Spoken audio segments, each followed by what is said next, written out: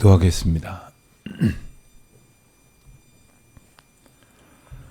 은혜로우신 하나님, 저희를 오늘도 하나님의 크신 사랑 가운데에 인도하여 주시고, 이 아침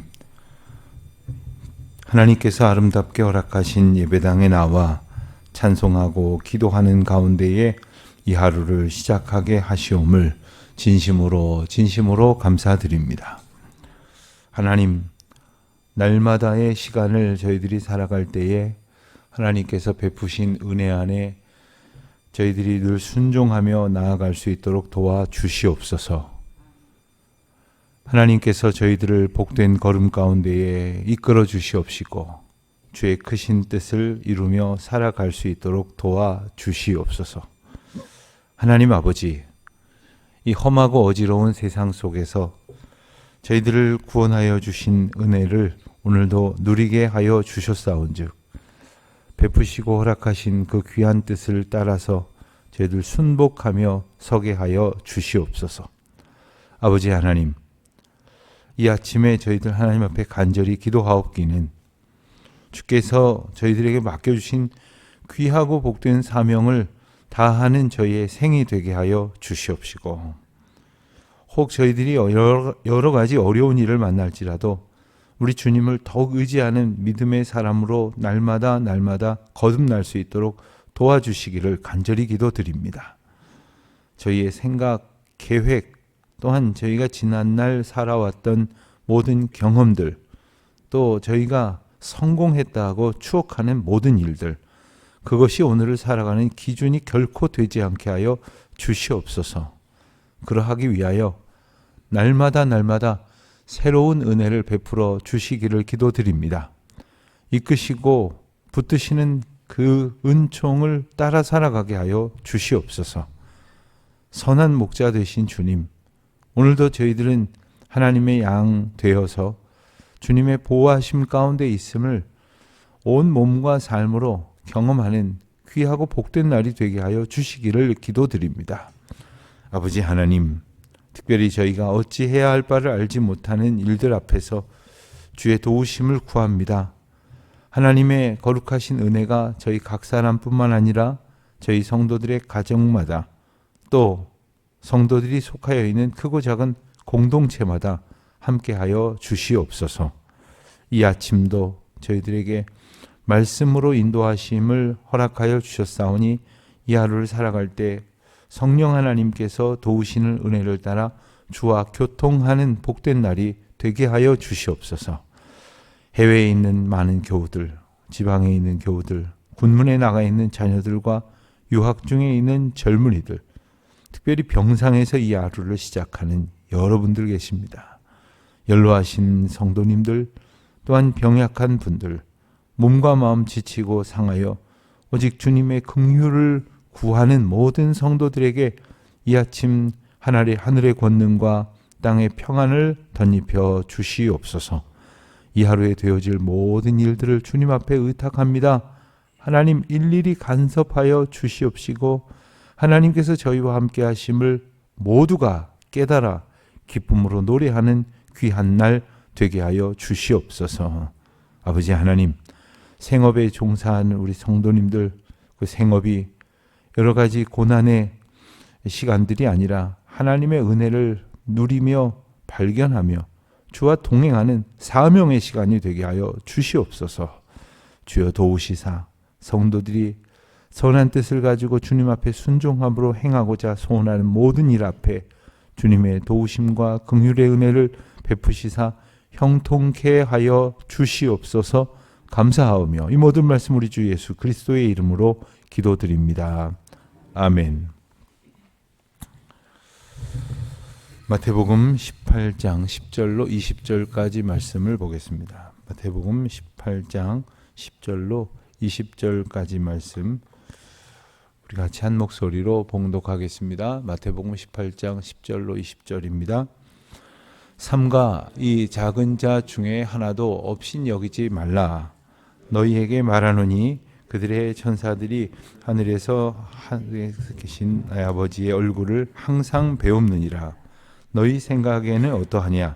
만일 어떤 사람이 양 100마리가 있는데 그 중에 하나가 길을 잃었으면 그 99마리를 산에 두고 가서 길 잃은 양을 찾지 않겠느냐. 진실로 너희에게 이르노니 만일 찾으면 길을 잃지 아니한 99마리보다 이것을 더 기뻐하리라.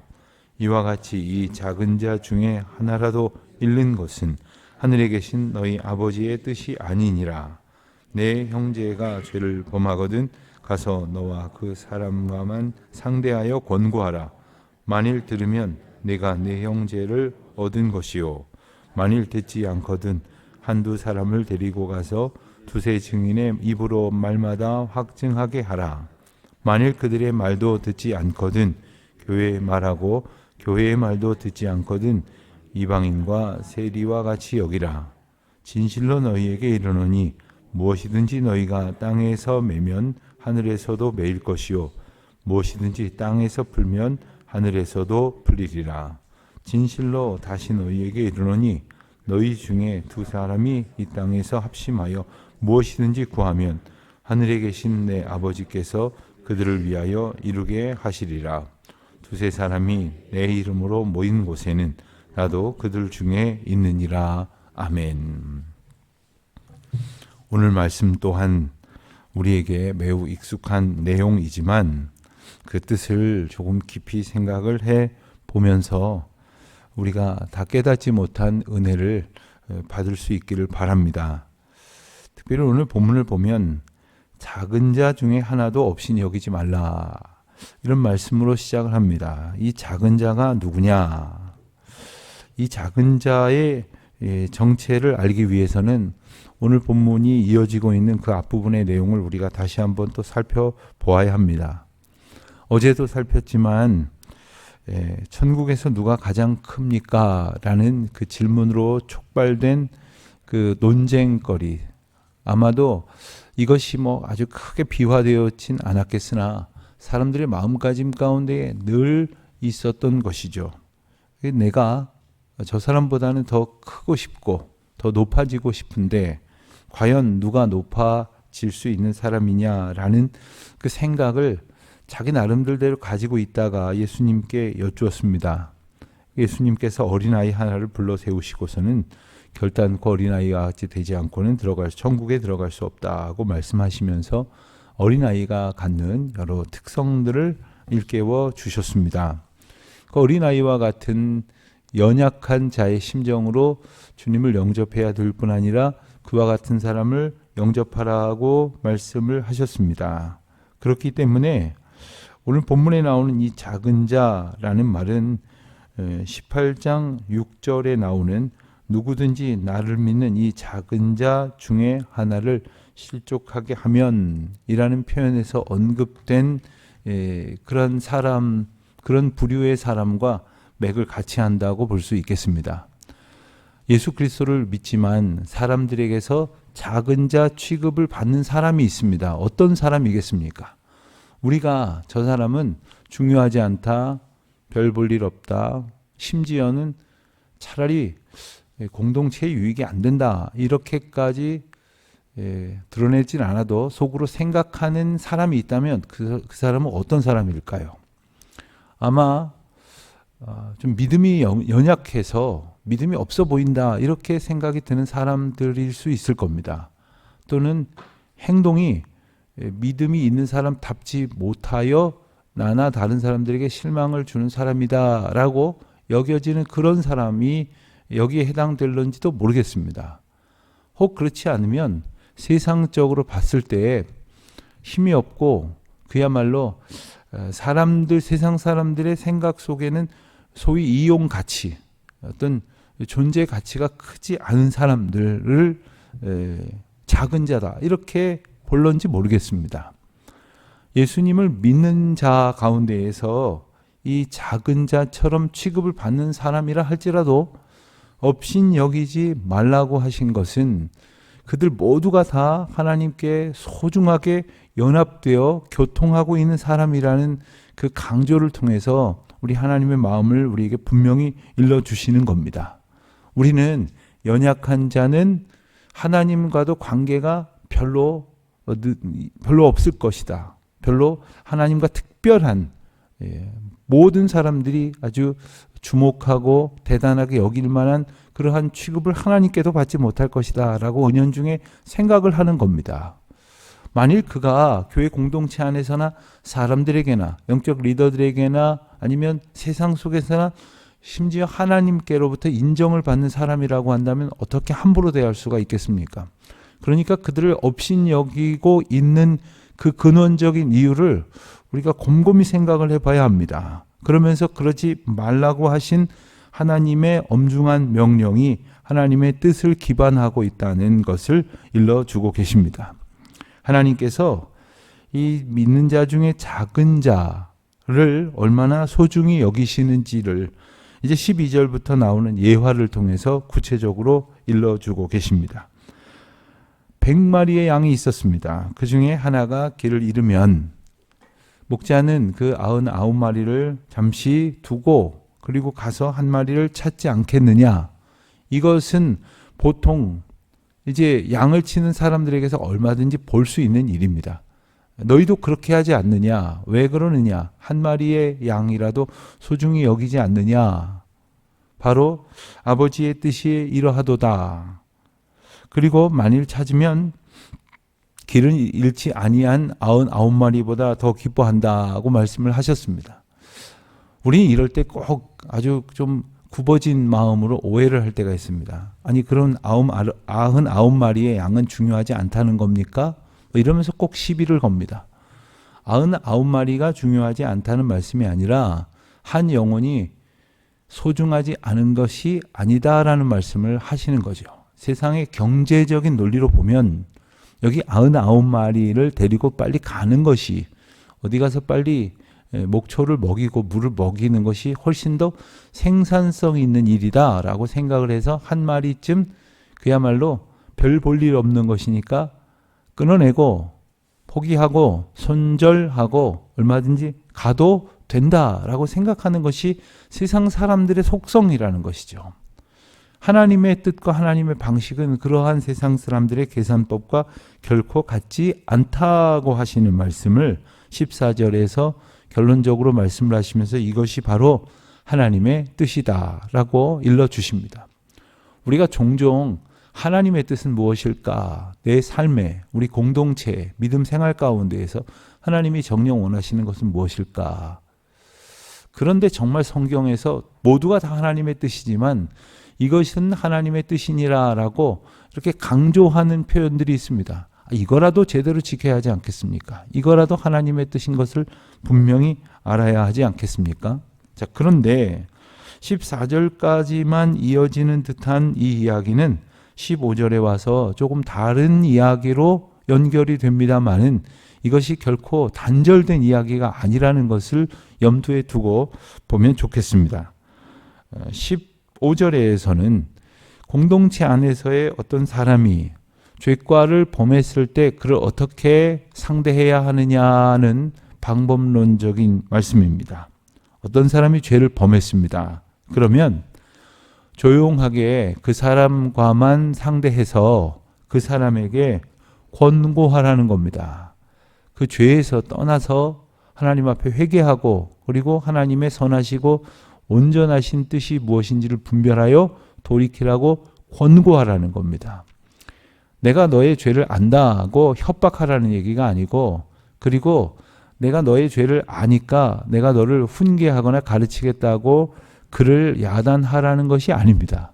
목적은 뭐냐 하면 그가 돌이켜서 회개하여 돌이켜서 주님의 온전하게 하시는 길로 다시금 돌아오는 것입니다.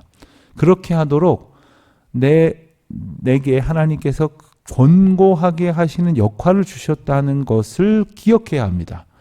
이것이 그저 나 개인의 생각이 아니라 그를 돌이키게 하시려는 하나님의 뜻임을 두렵고 떨리는 마음으로 가지고 다가가야 한다는 겁니다. 그런데 그런 마음을 가지지 못하는 사람들은 어떻게 하냐면 오히려 그 사람 앞에 가서는 모르는 척 하면서 시침이 떼고는 다른 사람들에게 저 사람 보기에는 저래 보이지만 형편없는 사람이라고 이런 죄를 지었다고 저런 죄를 지었다고 그를 비난하고 힐난하면서 깎아내립니다. 왜 깎아내릴까요? 남들을 깎아내려야지 자기가 높아지기 때문입니다. 심리학적으로 보면 남의 흉을 많이 보는 사람들은 그 마음의 기저에 자기가 높아지려는 마음이 있기 때문이라고 하지요. 내가 높아질 방법이 없으니까 어떡합니까? 남을 깎아내리는 거예요. 그런데 누군가를 깎아내릴 아주 절호의 기회를 발견했습니다. 그러나 하나님의 방법은 그를 조용히 만나서 권고해갖고 돌이켜서, 다시 말하면 그가 길 잃은 한 마리의 연약한 양임을 깨닫고 그가 다시금 돌이켜서 그리스도에게로 온전히 돌아올 수 있도록 하게 하시는 사명을 주셨는데, 마치 그것을 끊어내려고 하는 사람처럼 대하지 말라고 말씀을 하시는 겁니다.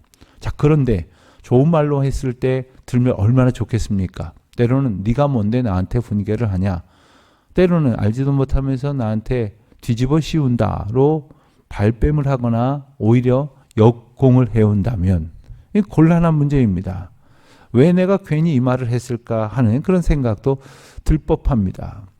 그럴 때는 그를 권고하여 돌이켜 예수 그리스도의 온전케 하시는 은혜의 길로 이끌어 오는 것이 하나님의 뜻이기 때문에, 그것이 한 마리의 어린 양이 이제 낙오됐거나 혹은 나무에 걸려서 길을 따라오지 못하고 있을 때 그를 구원하는 길이라는 것을 깨닫는다면 쉽지 않겠지만 한 번 더 노력을 하라는 겁니다. 두세 사람이 가서 증인이 되어 그의 죄과를 확증하고 그를 돌이키도록 권면하라는 겁니다. 이것은 유대 율법을 근거로 한 것입니다. 한 사람의 말을 듣지 아니하니 두세 사람이 증인이 되어서 이 언급이 타당하다고 하는 사실을 근거하여서 그를 권고하라는 거죠. 이 또한 그를 망신 주거나 혹은 그의 죄과를 공동체에 다 떠벌려서 그가 얼굴도 못 들게 다니게 하겠다는 그러한 생각으로부터 시작되면 안 되는 겁니다.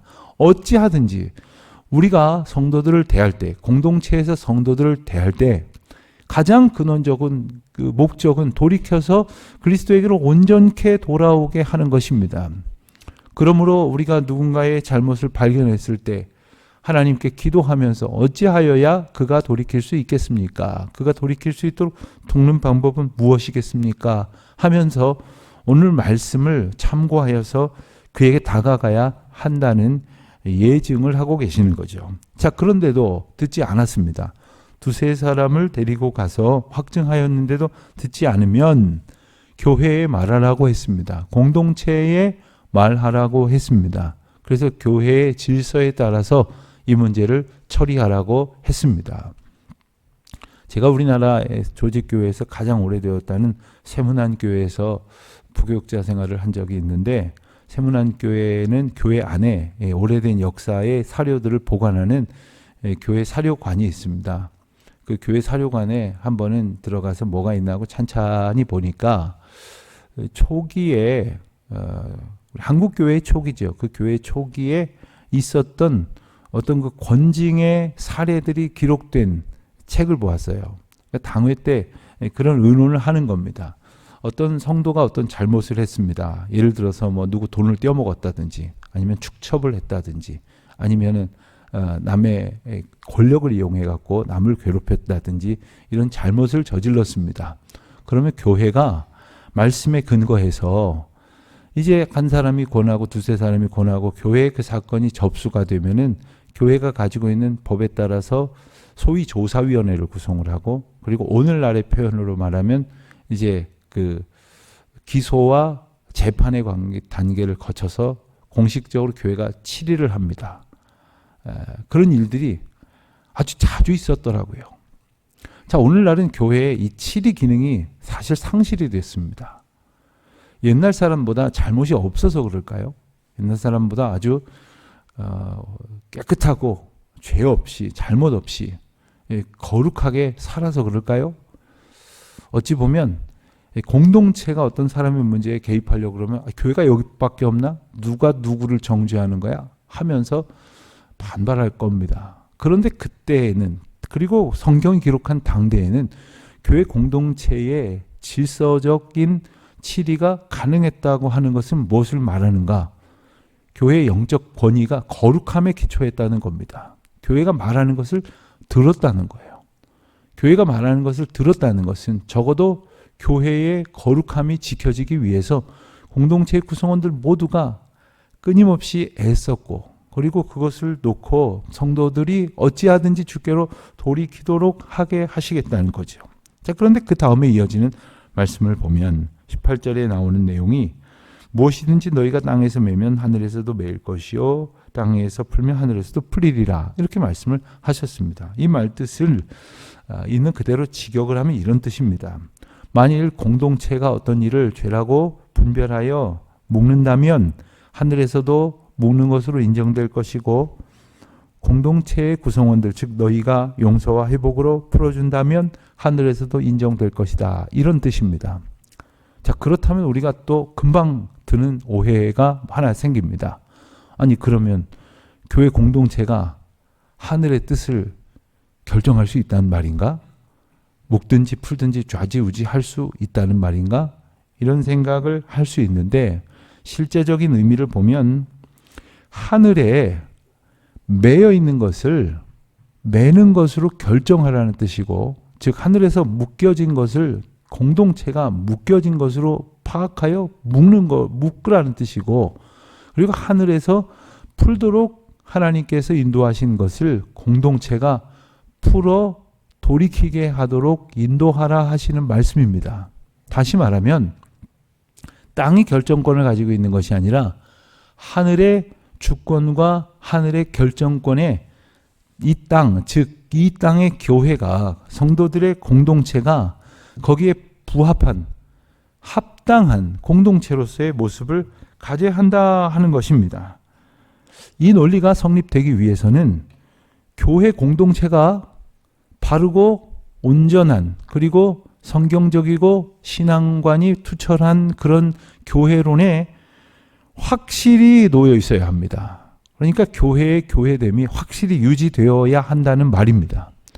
교회의 거룩함이 확실히 유지되어야 한다는 말입니다. 교회가 누구 마음대로 휘둘리거나 이제는 이랬다가 전제는 저랬다가 하는 것이 아니라 오직 그리스도께서 머리가 되시고, 그래서 성도들이 하나님 앞에서 온전히 죄인됨을 고백하여서 그리스도의 선하신 인도하심을 따라가는 공동체임을 모두가 고백하고 그 질서 가운데 있어야 한다는 겁니다. 교회란 사람들의 결합이 아닙니다. 그리스도와의 연합입니다. 그런데 사람이 많이 모였다고 사람들이 결정하려고 합니다. 목사가 유명하다고 자기 마음대로 하려고 합니다. 장로님들이 힘이 세다고 장로님들이 마음대로 하려고 합니다. 심지어 어떤 데는 성도들 중에 몇몇 그룹이 교회를 좌지우지합니다. 교회는 그리스도께서 머리가 되시는 공동체이기 때문에 그리스도의 주권적인 기준 가운데에서 돌이켜야 할 자가 누구인가, 그리고 권고하여 돌이키도록 명할 자가 누구인가를 그리스도 앞에서 거룩한 기준을 가지고 세워 갈 수 있어야 합니다. 그러기 위해서는 교회로 교회된 본분과 사명과 바른 정체성을, 아이덴티티를 확실히 가지고 살아갈 수 있어야 하겠습니다. 목사나 장로나 권사나 집사나 혹은 아직 직분을 받지 아니한 모든 성도들에 이르기까지 그리스도의 연합, 그리스도와의 연합을 통해서 이 교회의 아름다운 영적 질서가 세워질 것이라는 사실을 주님께서 이미 확실하게 약속하셨으니 두세 사람이 내 이름으로 모이는 곳에 내가 항상 같이 하겠다고 말씀을 하셨습니다. 2, 3 천명, 2, 3만 명, 아니 그보다 더 많은 수가 모여도 그리스도의 이름으로 모이지 않으면 아무 소용이 없는 겁니다. 오직 그리스도의 이름으로 모이고 그리스도의 선하시고 온전하신 뜻을 쫓아가는 우리 영화교회가 될 수 있기를 간절히 기도하며, 그러한 성도들이 될 수 있도록 우리가 마음의 기쁨 가운데 소원을 품고 기도하는 모두가 되기를 주님의 이름으로 축원드립니다. 하나님 아버지 감사합니다. 비록 저희가 작은 자에 불과하고 그저 연약하고 어리석고 때로는 온갖 죄로 가득한 보잘것없는 존재이지만 그리스도께서 선한 목자가 되셔서 저희들을 인도하여 주시고 오늘도 그 구원의 은혜를 베풀어 주시니 감사드립니다. 아버지 하나님, 저희가 이 감격과 감사를 잊지 아니하고 어떠한 상황에 어느 때이든지 간에 오직 그리스도의 이름으로 모이고 그리스도의 이름으로 사귀며 그리스도의 이름으로 주신 사명 잘 감당하는 거룩한 주의 공동체 되게 하여 주시옵소서. 예수님의 이름으로 기도드립니다. 아멘. 하늘에 계신 우리 아버지, 아버지의 이름을 거룩하게 하시며 아버지의 나라가 오게 하시며 아버지의 뜻이 하늘에서와 같이 땅에서도 이루어지게 하소서. 오늘 우리에게 일용할 양식을 주시고 우리가 우리에게 잘못한 사람을 용서하여 준 것 같이 우리 죄를 용서하여 주시고 우리를 시험에 빠지지 않게 하시고 악에서 구하소서. 나라와 권능과 영광이 영원히 아버지의 것입니다. 아멘.